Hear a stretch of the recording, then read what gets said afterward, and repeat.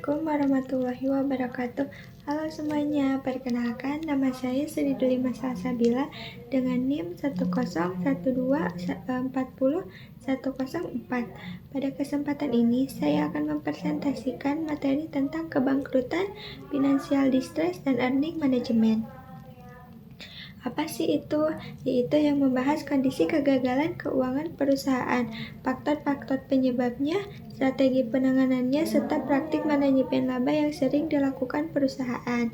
Nah, melalui materi ini dapat dipahami bahwa pembahasan berfokus pada kondisi keuangan perusahaan yang bermasalah, mulai dari tahap awal berupa tekanan keuangan atau financial distress, hingga kondisi paling berat yaitu kebangkrutan.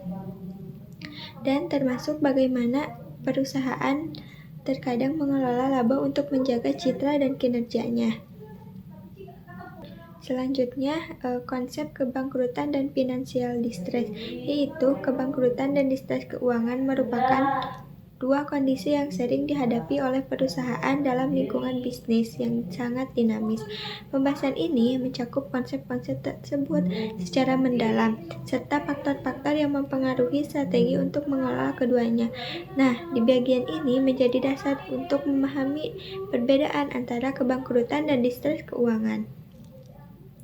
Dua kondisi ini saling berkaitan, tetapi tidak selalu terjadi secara bersamaan. Distress keuangan biasanya muncul lebih dulu sebelum perusahaan benar-benar mengalami kebangkrutan, dan dapat dipahami juga bahwa dunia bisnis bersifat dinamis dan penuh resiko. Perusahaan tidak selalu berada dalam kondisi yang stabil. Kebangkrutan dan distress keuangan menjadi isu penting karena keduanya dapat mengancam kelangsungan hidup perusahaan. Oleh karena itu, memahami konsep penyebab serta mengelola menjadi hal yang sangat penting bagi manajemen perusahaan. Selanjutnya yaitu kebangkrutan. Apa sih itu kebangkrutan? Kebangkrutan adalah kondisi ketika suatu perusahaan tidak mampu memenuhi kewajiban keuangannya, baik itu pembayaran utang atau kewajiban lainnya. Konsep kebangkrutan seringkali dikaitkan dengan hukum dan regulasi yang mengatur proses insolvensi perusahaan.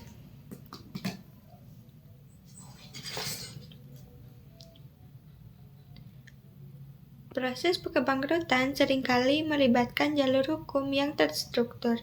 Di bawah pengawasan pengadilan, pengadilan akan menilai situasi keuangan perusahaan dan menentukan apakah harus melalui likuidasi, yaitu aset dijual untuk membayar kreditur, atau restrukturisasi, yaitu berupaya mengatur kembali hutang agar tetap beroperasi. Dampak kebangkrutan tidak hanya mempengaruhi perusahaan itu sendiri, kebangkrutan juga berdampak pada karyawan, yaitu kehilangan pekerjaan, kreditur, kerugian finansial, dan pemegang saham, yaitu kerugian paling besar karena menjadi urutan terakhir dalam pembayaran. Dapat dipahami bahwa kebangkrutan bukan hanya tentang kerugian, tetapi lebih pada ketidakmampuan perusahaan memenuhi kewajiban keuangannya. Proses kebangkrutan juga diatur oleh hukum, sehingga proses tidak bisa sembarangan menutup usahanya.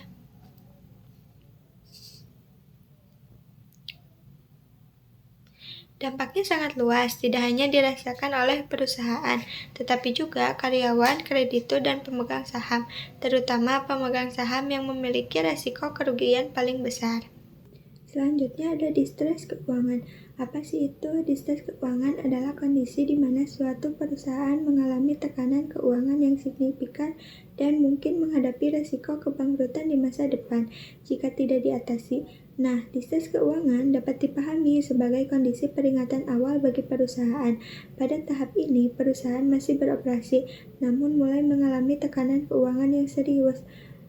Menurut Penman 2021, tanda-tanda distress keuangan dapat mencakup penurunan tajam dalam laba bersih, peningkatan tunggakan pembayaran, atau peringkat kredit yang menurun dari lembaga peringkat. Jadi, tanda-tandanya itu terlihat dari penurunan laba, kesulitan membayar kewajiban, dan menurunnya kepercayaan pihak luar. Dampak krisis keuangan dapat sangat serius bagi perusahaan dan semua pemangku, yaitu resiko meningkatnya kemungkinan kebangkrutan perusahaan, merusak reputasi perusahaan di mata pelanggan, pemasok, dan investor. Jika kondisi ini tidak segera ditangani, maka resiko kebangkrutan akan sangat semakin besar. Selanjutnya, ada faktor-faktor penyebab kebangkrutan dan distres keuangan. Kebangkrutan dan distres keuangan merupakan dua kondisi serius yang dapat mempengaruhi keberlangsungan bisnis suatu perusahaan. Ada beberapa poin dari faktor-faktor penyebab kebangkrutan dan distres keuangan. Yang pertama, penurunan pendapatan, yaitu pergeseran referensi pelanggan, adanya produk pesaing yang lebih inovatif atau penurunan permintaan pasar. Yang kedua, tingginya beban utang yaitu peningkatan beban utang yang tidak terkendali yang membebani arus kas perusahaan.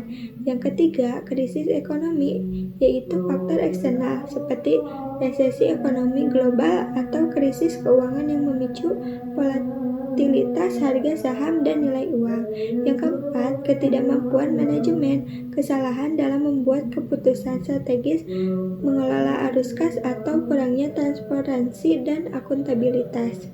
Ada beberapa poin dari faktor-faktor yang dijelaskan. Nah, dapat disimpulkan bahwa penyebab kebangkrutan dan distres keuangan tidak hanya berasal dari satu sisi saja.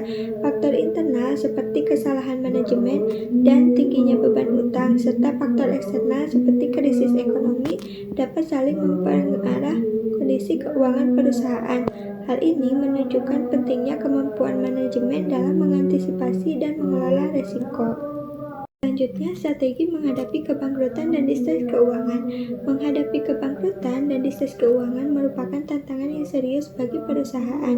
Namun, strategi yang tepat dapat mengelola krisis keuangan tersebut dengan memulihkan kesehatan finansial. Strategi yang dijelaskan menunjukkan bahwa perusahaan masih memiliki peluang untuk bangkit meskipun sedang mengalami krisis keuangan. Ada beberapa strategi yang umum digunakan, yaitu restrukturisasi keuangan, melibatkan negosiasi ulang terhadap kondisi hutang, baik memperpanjang jangka panjang waktu pembayaran maupun mengurangi jumlah hutang yang harus dibayar.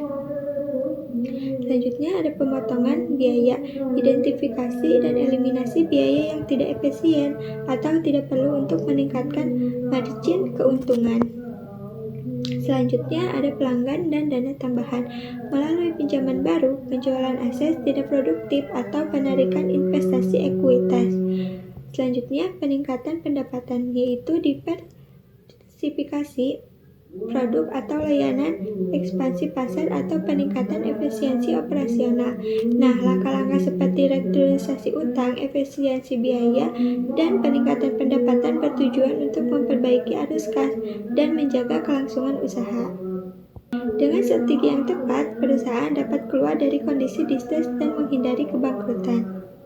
Selanjutnya ada strategi earning management. Manajemen laba atau earning management merupakan praktik yang kontroversial dalam dunia keuangan dan akuntansi. Praktik ini melibatkan upaya perusahaan untuk memanipulasi laporan keuangan guna menciptakan kesan yang lebih baik tentang kinerja perusahaan daripada yang sebenarnya. Di bagian ini mengarah pada praktik yang sering dilakukan perusahaan ketika berada dalam tekanan keuangan. Manajemen laba muncul sebagai upaya untuk menampilkan kinerja keuangan yang terlihat lebih baik, terutama di mata investor dan pihak eksternal. Namun, praktik ini bersifat kontroversial karena tidak selalu mencerminkan kondisi yang sebenarnya. Selanjutnya ada pengertian manajemen laba. Manajemen laba merupakan praktik yang seringkali diimplementasikan oleh manajemen perusahaan dalam upaya untuk mempengaruhi laporan keuangan agar tidak mencerminkan kinerja sebenarnya. Praktik manajemen laba bertujuan untuk memperbaiki citra perusahaan di mata investor, analisis keuangan pihak lain yang berkepentingan. Dapat dipahami juga bahwa manajemen merupakan tindakan disengaja oleh manajemen untuk mengatur angka-angka dalam laporan keuangan.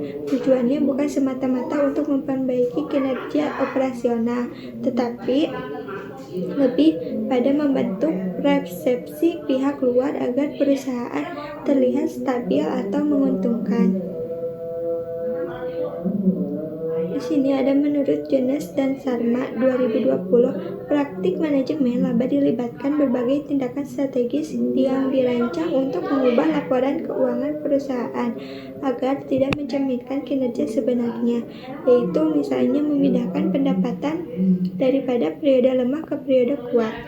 Selanjutnya, strategi manajemen laba, yaitu strategi manajemen laba adalah praktik yang dilakukan oleh perusahaan untuk memanipulasi atau mengelola informasi keuangan dengan tujuan untuk mempengaruhi laba yang dilaporkan, sehingga strategi manajemen laba yang digunakan untuk mencapai tujuan, yaitu yang pertama ada manipulasi waktu pengakuan pendapatan, yang kedua pengelolaan akuntansi biaya, yang ketiga penggunaan cadangan dan akrual, yang keempat transaksi khusus.